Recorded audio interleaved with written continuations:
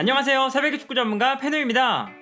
오늘은 더용과 그리즈만이 이번 시즌 바르셀로나에서 어떤 역할을 맡게 될지 알아보려고 하는데요. 바르셀로나는 최근 몇 시즌 동안 기동력에 큰 문제점을 가지고 있었습니다. 대표적으로 메시, 수아레즈, 부스케츠 이 세 선수의 기동력이 굉장히 많이 떨어져 있었고, 이 세 선수의 부족한 기동력 때문에 공수양면으로 팀의 밸런스 자체가 무너진 상태였는데요. 이러한 관점에서 보면 더용과 그리즈만은 기본적으로 부스케츠와 수아레즈를 대체하기 위한 영입이라고 할 수 있습니다. 그러나 여기서 생각해봐야 할 것은 부스케츠와 수아레즈 이 두 선수와는 다르게 메시는 기동력이 줄어들었다 하더라도 팀에 엄청난 도움을 주는 선수라는 것입니다. 지난 시즌만 해도 메시는 50경기에서 51골 22도움이라는 경이적인 기록으로 팀을 이끌었고, 당연히 바르셀로나 입장에서는 세계에서 가장 많은 공격 포인트를 기록할 수 있는 메시라는 선수를 어떻게 하면 가장 효율적으로 활용할 수 있을 것인가에 집중할 수밖에 없었습니다. 따라서 메시의 줄어든 기동력은 다른 선수들이 커버해주고 메시는 공격에만 최대한 집중하는 형태, 이것이 바르셀로나가 추구하는 방향성이었는데요. 하지만 지난 시즌 바르셀로나는 메시의 기동력을 커버하는 데 실패했습니다. 기본적으로 바르셀로나는 4-3-3 전형을 사용할 때 메시가 중앙으로 움직이면 오른쪽 중앙 미드필더로 출전하는 라키티치가 측면으로 이동하는데요. 라키티치가 메시의 기동력을 공수양면으로 커버하는 형태였고, 바르셀로나는 라키티치의 움직임에 따라서 4-3-3과 4-4-2 전형을 유동적으로 활용하는 모습을 보여줬습니다. 그러나 이때 문제가 되는 선수가 부스케츠였습니다. 라키티치가 측면으로 움직이면 중앙 미드필더의 숫자가 줄어들기 때문에 자연스럽게 부스케츠가 중원에서 담당해야 하는 공간이 늘어났고 선수의 위치 자체도 높아질 수밖에 없었는데, 여기서 부스케츠가 기동력이 부족한 모습을 보여줬던 것입니다. 기동력이 부족한 부스케츠는 중원에서 상대를 강하게 압박하지 못했고, 특히 바르셀로나가 수비로 전환할 때는 부스케츠가 수비로 빠르게 내려오지 못해서 수비 라인이 보호받지 못할 때가 많았는데요. 여기에 더해서 지난 시즌 부스케츠의 컨디션 자체도 굉장히 좋지 않았습니다. 특히 바르셀로나는 후방 빌드업 상황에서 부스케츠를 구심점으로 볼을 전개했는데, 부스케츠가 후방에서 패스미스를 범하거나 볼을 빼앗기면서 위험한 상황을 초래하는 경우가 많았습니다. 결과적으로 지난 시즌 바르셀로나는 중원에서 경쟁력이 부족하다는 평가를 받아야 했는데요. 지난 시즌 바르셀로나의 경기 장면만 봐도 메시가 중앙에 위치하기 때문에 라키티치가 측면에 머무르고 있는 것을 볼 수 있습니다. 그리고 이때 부스케츠가 좀 더 높은 위치로 올라가게 되고 결과적으로 바르셀로나는 4-4-2 전형을 형성하게 되는데요. 여기서 문제는 두 명의 중앙 미드필더가 중원에 배치될 때 부스케츠가 중원 공간을 커버할 수 있는 기동력을 갖추지 못했다는 것입니다. 프리시즌 경기에서도 이러한 문제점을 확인할 수 있었는데요. 이 경기에서는 라키티치와 부스케츠가 중원에 배치되었는데 두 선수의 압박이 강하게 이루어지지 못하면서 중원에 공간이 발생하는 장면을 자주 볼 수 있었습니다.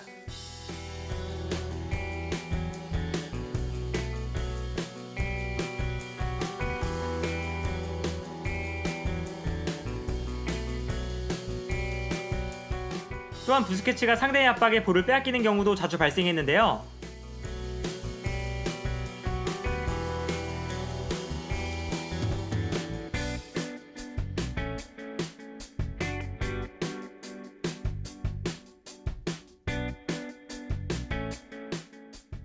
따라서 부스케츠를 대체할 수 있는 더용의 영입은 바르셀로나가 가진 중원의 문제점을 해결할 수 있는 영입이라고 할 수 있습니다.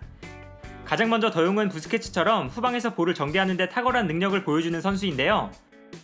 더용은 아약스와 네덜란드 국가대표팀에서 이미 높은 수준의 볼 전개 능력을 보여줬기 때문에 바르셀로나에서 후방 빌드업을 주도하는 부스케츠의 역할을 그대로 수행하지 않을까 합니다. 프리시즌 경기만 봐도 더용이 출전했을 때 바르셀로나는 더용을 중심으로 볼을 전개하는 상황이 자주 나타났는데요.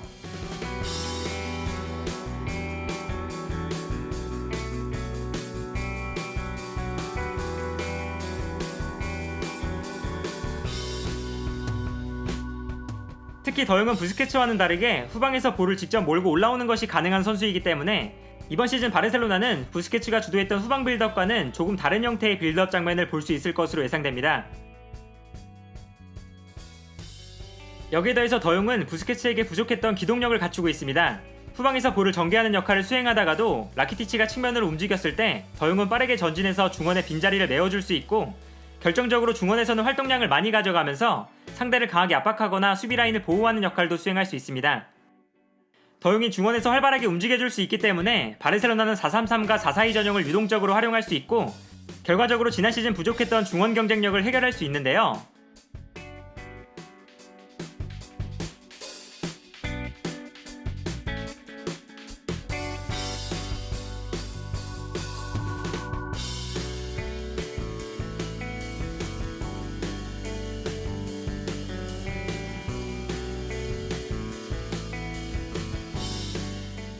그리고 이처럼 바르셀로나가 더용의 영입으로 중원에서 경쟁력을 확보할 수 있다면 선수 기용에 있어서도 다소 변화가 발생할 수 있습니다. 지난 시즌 발베르데 감독은 부스케츠의 부족한 기동력을 보완하는 방법으로 비달과 세르지를 기용했었는데요. 먼저 세르지는 오른쪽 풀백으로 출전하지만 중앙 미드필더로도 뛸 수 있기 때문에 라키티치가 측면으로 움직일 때 중앙으로 움직여서 부스케츠를 도와줄 수 있었습니다. 따라서 중앙지향적인 움직임을 가져갈 수 있다는 장점이 있는 세르지가 오른쪽 풀백 자리에서 주전으로 기용되었는데요. 그러나 메시가 중앙으로 이동하고 라키티치 또한 측면 공격을 주도할 수 있는 선수가 아닌 상황에서 바르셀로나는 오른쪽 풀백이 공격적으로 올라오지 않으면 오른쪽 측면 공격이 부족해진다는 문제점을 가지고 있었습니다. 지난 시즌 패스맵을 봐도 메시가 중앙으로 움직인 상태에서 세르지가 높은 지역까지 올라오지 않기 때문에 바르셀로나의 오른쪽 측면 공격에 공백이 발생할 수밖에 없었는데요. 하지만 기동력에 문제가 있는 부스케츠 대신 더용이 중원에 위치한다면 오른쪽 풀백이 중앙으로 움직이기보다 측면 공격에 더욱 집중할 수 있는 상황이 형성되게 됩니다. 결과적으로 이번 시즌에는 세르지가 좀 더 공격적인 움직임을 가져갈 수도 있고 측면 공격에 좀 더 장점이 있는 세메두가 주전으로 기용될 수도 있습니다. 또한 비달 같은 경우에는 부스케츠의 기동력을 보완하기 위해서 발베르데 감독이 비달을 왼쪽 중앙 미드필더로 기용했는데요. 지난 시즌 초반에는 이 자리에 아르투르가 주전으로 출전했는데 시즌이 진행될수록 부스케츠의 기동력 문제가 커지면서 시즌 후반기에는 부스케츠를 도와주기 위한 목적으로 아르투르보다 기동력이 뛰어난 비달이 주전으로 출전하는 경기가 많았습니다. 비달이 지난 시즌 좋은 활약을 보여주기는 했지만 기술적인 면에서는 분명히 아르투르가 비달보다 좋은 선수이기 때문에 바르셀로나 입장에서는 부스케츠를 기용할 때 아르투르를 기용하는 데 제약이 생긴다는 것이 아쉬울 수밖에 없었는데요. 그러나 이번 시즌 부스케츠 자리에 더용이 출전하게 되면 중원에서 기동력에 큰 문제가 발생하지 않게 되고 아르투르가 중앙 미드필더 자리에 기용되면서 바르셀로나는 더용과 아르투르라는 기술적인 미드필더 라인을 구성할 수 있습니다. 따라서 이번 시즌 바르셀로나의 중원 라인업을 예상해보면 기본적으로 더용과 아르투르를 중심으로 중원 라인이 구성되고 미드필더 한 자리에는 라키티치와 비달이 경쟁하는 구도가 형성되지 않을까 합니다. 그리고 오른쪽 중앙 미드필더가 측면으로 움직이는 상황이 많은 만큼 세르지가 중앙 미드필더로 기용될 수도 있고 부스케츠가 선발로 출전하는 날에는 더용이 좀 더 앞선에 배치되는 장면도 자주 볼 수 있을 것으로 예상되는데요. 한편 최전방을 살펴보면 수아레즈 또한 지난 몇 시즌 동안 기동력이 굉장히 많이 떨어진 상태입니다. 그리고 수아레즈의 기동력이 떨어지면서 바르셀로나에게는 공수양면으로 몇 가지 문제점이 발생했습니다. 먼저 전방 압박이 사라졌다는 것인데요. 바르셀로나는 메시가 중앙으로 움직이면서 기본적으로 수아레즈와 메시가 최전방에 위치할 때가 많았는데 메시가 전방 압박에 적극적으로 참여하지 않는 상황에서 수아레즈까지 전방 압박이 소홀한 모습을 보여줬습니다. 결과적으로 바르셀로나가 전방에서 상대를 압박할 때는 공격수들의 압박이 부족하기 때문에 전방 압박이 제대로 이루어지지 못하면서 오히려 상대의 역습을 허용하는 장면이 많았고 수비 라인을 내린 상태에서도 최전방 공격 라인이 수비에 가담하지 않았기 때문에 바르셀로나를 상대하는 팀들은 아무런 압박을 받지 않고 볼을 높은 지역까지 전진시킬 수 있었습니다. 경기 장면을 보면 이러한 특징을 명확하게 확인할 수 있습니다. 이 장면을 보면 상대 수비수가 볼을 잡았을 때 수아레즈와 메시는 압박을 시도하지 않습니다. 따라서 다음 장면을 보면 상대 수비수가 볼을 가지고 높은 지역까지 전진하는 모습을 볼 수 있는데요.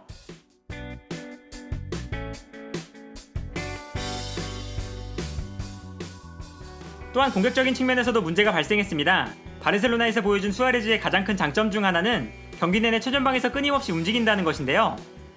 볼을 받으러 내려오거나 수비 뒷공간을 파고드는 것처럼 수아레즈가 활발하게 움직이면서 상대 수비수를 혼란스럽게 만들기 때문에 상대 수비 진영에서 메시에게 여유로운 공간이 발생할 수 있었습니다. 그러나 수아레즈의 움직임이 줄어들면서 수아레즈는 이전처럼 최전방에서 공간을 자주 만들어내지 못합니다. 따라서 메시가 플레이할 수 있는 공간이 좁아질 수밖에 없었고 메시가 공격을 풀어나가는데 어려움을 겪는 상황이 많아졌습니다. 또한 수아레즈의 컨디션 자체가 좋지 않으면서 메시와의 연계 플레이가 줄어들었다는 것도 큰 문제였습니다. 메시와 수아레즈가 볼을 주고받으면서 순간적으로 수비 라인을 무너뜨리는 것이 바르셀로나의 가장 큰 공격 패턴 중 하나였는데 수아레즈의 볼터치가 불안해지면서 메시와 좋은 호흡을 보여주는 장면이 급격하게 감소했습니다. 여기에 더해서 수아레즈는 득점력 또한 이전보다 줄어든 모습이었습니다. 수아레즈는 지난 시즌 21골을 득점하면서 리그에서 메시 다음으로 가장 많은 득점을 기록한 선수였는데요. 그러나 시즌 내내 결정적인 찬스를 31번이나 놓치면서 리그에서 가장 많은 득점 찬스를 놓친 선수이기도 했습니다. 두 번째로 가장 많은 득점 찬스를 놓쳤던 벤제마가 18번의 득점 찬스를 놓쳤다는 것을 생각해보면 수아레즈는 지난 시즌 압도적인 수치로 리그에서 가장 결정력이 좋지 않았던 선수라고 할 수 있는데요. 이러한 점을 생각해보면 그리즈만은 수아레즈가 보여줬던 문제점을 완벽하게 메워줄 수 있는 선수입니다. 그리즈만은 이미 아틀레티코 마드리드에서 왕성한 활동량을 바탕으로 수비에 적극적으로 가담해주거나 공격 상황에서 활발한 움직임으로 수비 라인을 혼란스럽게 만드는 역할에 정평이 나 있는 선수인데요.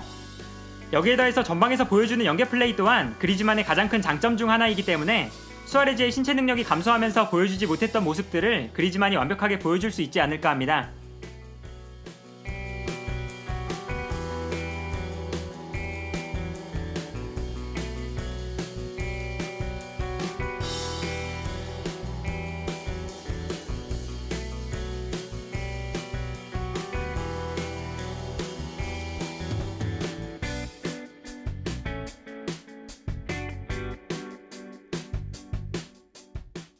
오늘은 이처럼 바르셀로나에 합류한 더용과 그리즈만에 대해서 살펴봤는데요. 과연 더용과 그리즈만이 바르셀로나에서 어떤 모습을 보여줄 수 있을지 다가오는 시즌 많은 축구팬들의 관심이 쏠리고 있는 부분이 아닐까 합니다. 오늘 영상은 여기까지고요. 시청해주셔서 감사합니다.